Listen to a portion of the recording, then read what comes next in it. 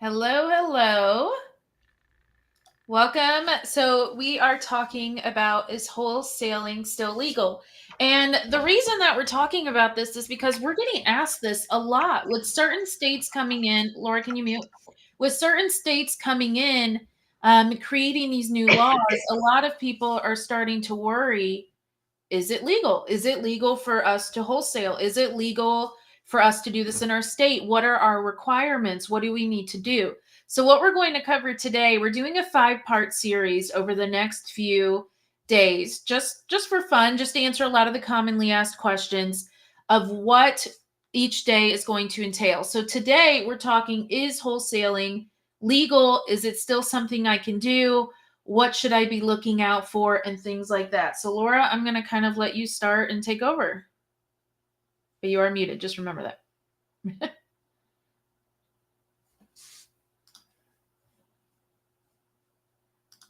Maybe. Okay, too many screens here. I couldn't find the screen where I'm here. Hey everybody, sorry. This is live, okay? So you get what you get. Okay. So well, one of the things I want to say is this, wholesaling. Let me go back a little bit with the strategy of wholesaling. And then I'm going to tell you in a few minutes here which state is you have to really be careful what you can do to get around it, because the thing is this: you can get around it legally. This is how it was done when we started quote unquote wholesaling 30 plus years ago. And I'm going to tell you how I started wholesaling. And that was, so this is nothing new. What they're doing right now is a positive thing. Why is it positive what they're doing? They're regulating. I'm sure you agree, over the last few years, wholesaling is exploded.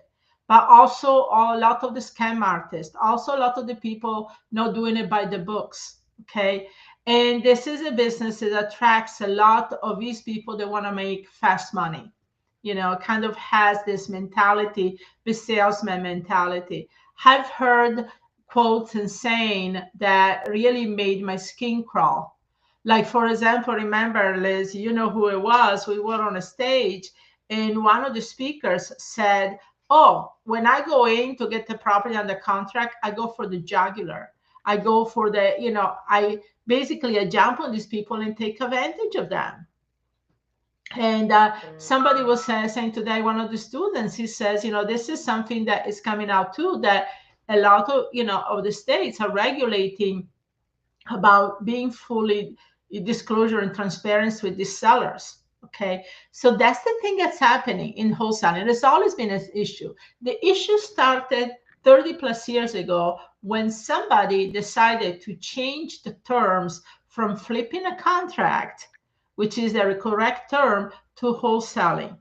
Now I'm going to give you something. I'm going to tell you something right now that's going to probably blow your mind. You're not a wholesaler. Nobody's a wholesaler here. Okay, so take the term off the plate. You are an investor working with other investors. And when you write the contract on a property, on a car, on anything, what you're doing is you have some legal obligations and you have some legal rights because of the contract. Okay, so you become an owner per contract, which gives you some interest into the property that's being sold. So once you start looking at it this way, you're going to treat this as a different strategy. So what the states are trying to do here with regulation, they say, these fly-by-nights, scam artists, people that don't care, people that are out there to just go for the jugular, or being, kind of these crows or hawks going over the prey that's trying to die so they can go in for the kill. I've heard all of this when it comes to wholesaler. No, we don't want these people. We want people that do things legally. We know people that are going by the book. We want people that are full transparency. And one of the things I tell to our students is all the time, if you're transparent and you're here to make a win-win situation, you're never going to get in trouble.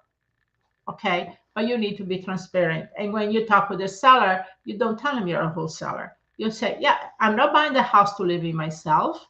I am an investor working with other investors. Okay. And then you say, okay, that sounds great. I got all that, but what should I do, right? I'm going to share with you here in a few moments what you should do, which it goes back of how we did things in the beginning of the 90s when wholesaling, quote unquote, became mainstream, which, by the way, we call flipping the contract. I didn't even know about wholesaling until probably 20, 25 years ago.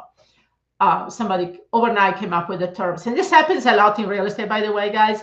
A lot of people come up with these new terms, and I'm like, what does that mean? And then I go, oh, yeah, we did that before. I remember like a few years ago, somebody came the term reverse wholesaling. And I was like, what is reverse wholesaling? Well, that means that basically you go find the buyers first, and then you're going to find the properties. That's all there is. Or somebody came up with the terms novation, which is a clear strategy of how you work with assignments with the seller instead of working with the buyer. That's the same thing. So they come up with different terms and a little different strategies sometimes, but it's for things that we have been doing forever.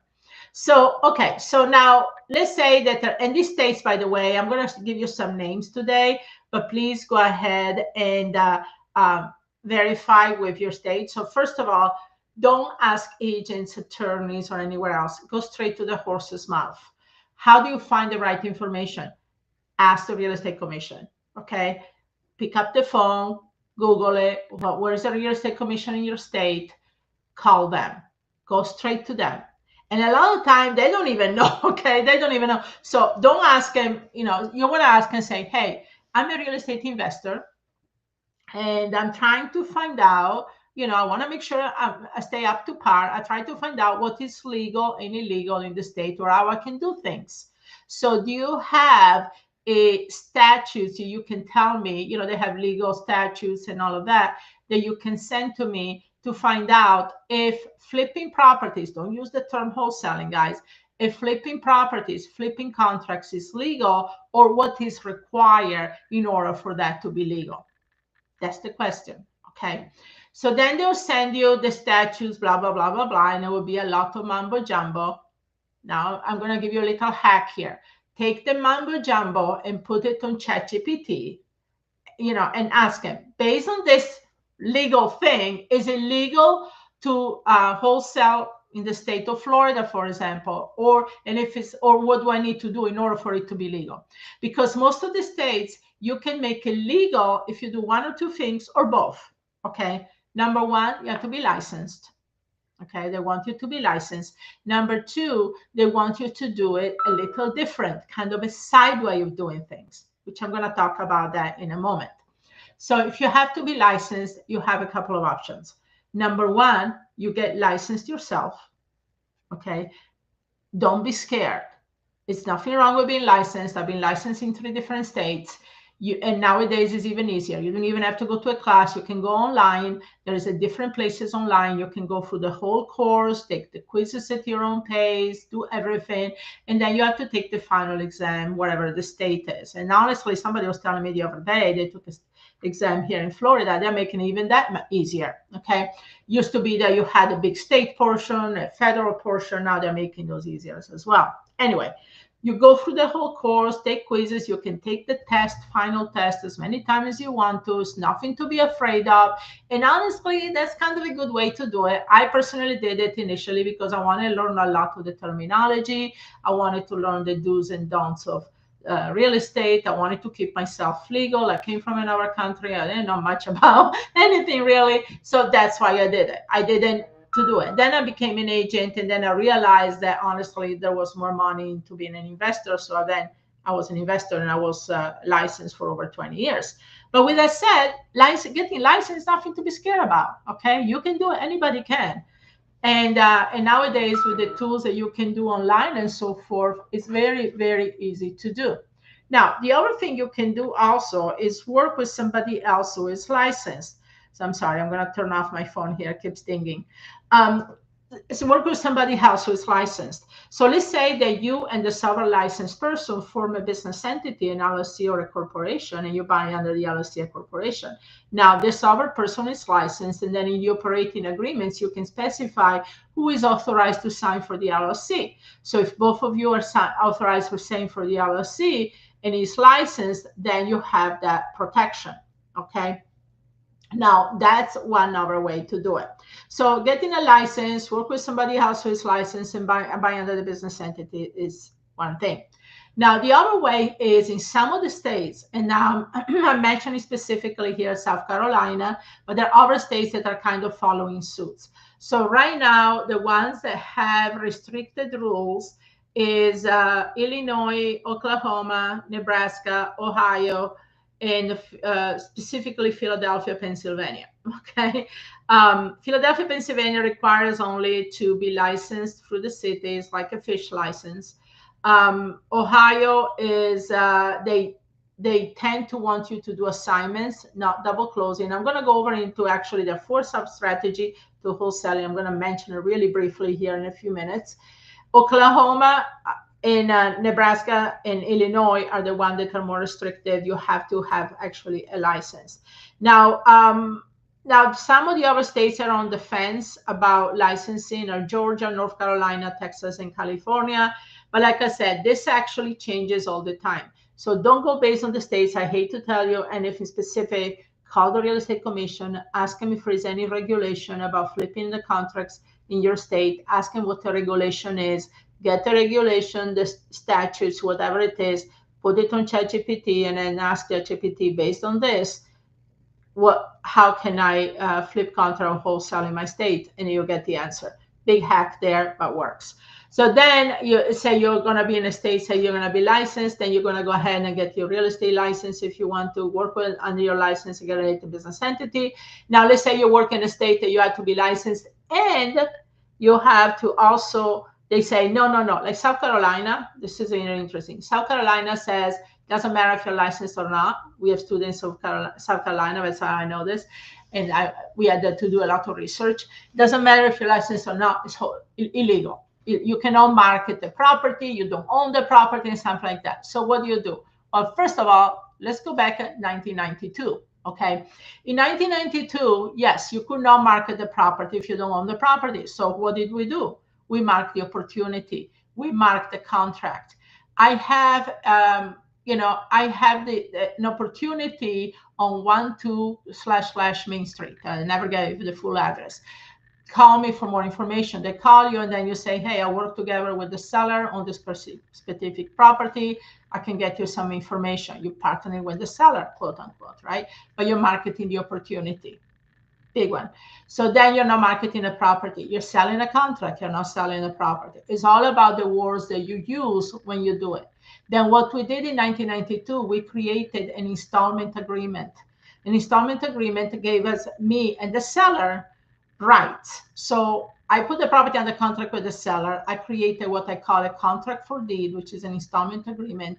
Now it gives me rights to the property, because in the contract for deed, it says, I'm paying you $500 a month, for example, until I pay in full, and then I can get the deed of the property.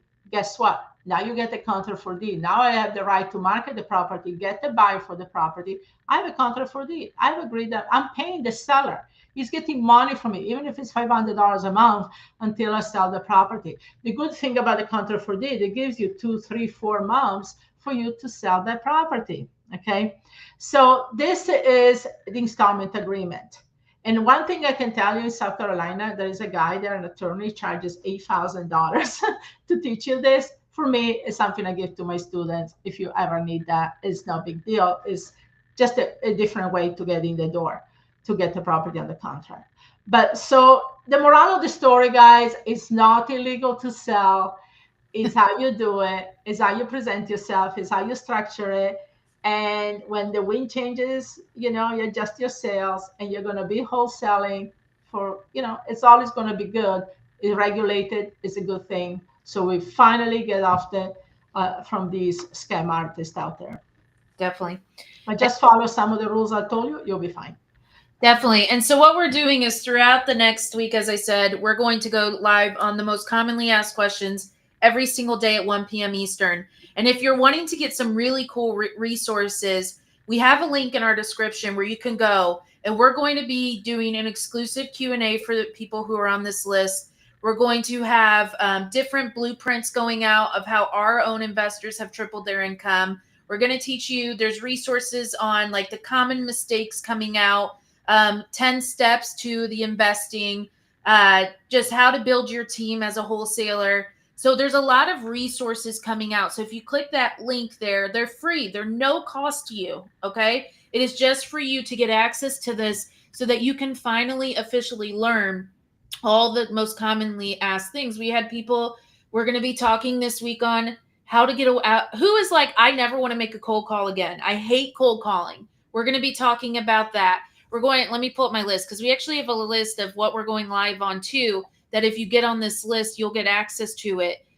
So we're going to be talking about that. We're going to talk about why analyzing deals. Like, how do I get, first is how to get out of your sellers to say yes. So how do Liz and Laura get 90% of their deals when they put an offer in to get the sellers to say yes? That's going to be coming up on day 3. Tomorrow is how to get out of cold calling, because I know we all hate that. Day 4, though, on Thursday, we're going to be talking about how what you've been taught on when to analyze deals, how it's costing you deals. For example, we had a student come to us. She had put out 65 offers. All of them got, or 60 offers. All of them got denied. All of them before she came to us. And when we taught her what was going wrong, which we'll teach you on day 4, she was able to go back and salvage a lot of those deals with the newest way of analyzing deals. So how that's costing you. And then also, I'm going to teach you on Friday, on day 5 of our series here, is my 3-week process of how I get any deals closed that I put under contract. And it's foolproof. Every time I've done it, it's worked and deals have closed. So there is a link here in the chat where you can go, or in the description, where you can go and you can get on that list so that you can get notified of that. We also have resources, like I said, going out on the 10 steps, different resources we have that we have given out, scripts, things like that are all in that link there for you to go grab, that are going to drop every single day as well throughout the week. And I also did a special ebook PDF last week, actually fresh off the press, about really working your mindset around real estate. And it's not just it's called money mindset, but it's not just mindset. It's actually how to apply the mindset to strategies that work. Because just imagine if you could apply the mindset, and by the way, Liz tomorrow does a weekly mindset call. So be on that call. You might want to let them know about that too. But imagine if you can apply mindset to strategy, right? You know the strategy not to do, and now you apply the mindset to do and the steps to do it, and you put this together, you become unstoppable. I can tell you that right now. That's what happened to us. So Liz is going to go into mindset. What are you going to talk about mindset tomorrow, Liz? So we're talking about the gap versus the gain. It's a teaching from Dan Sullivan, and I'm blanking on the other person's name. And so what I'm doing is I'm going to teach the ladies how they can close the gap versus where they are now versus where they want to be. So we're going to be talking about that so that they could start seeing success today, or technically tomorrow when we talk about it, in their field, and then gain it faster. So that is something that we open up to the public on the first Tuesday of every month. So if you're wanting to get on that, just comment mindset. I'll make sure my team gets that link to you. Otherwise, we're going to go ahead and close out here. And I definitely want you to click the link in the description for you to be able to be a part of every live that we do. Laura, you're muted for some reason. Yeah. Okay, great. Thanks everybody for being here. Hopefully this was helpful. You might want to re-listen because I went through all of it very, very quickly. And I will see you tomorrow. Yeah. Bye, everyone.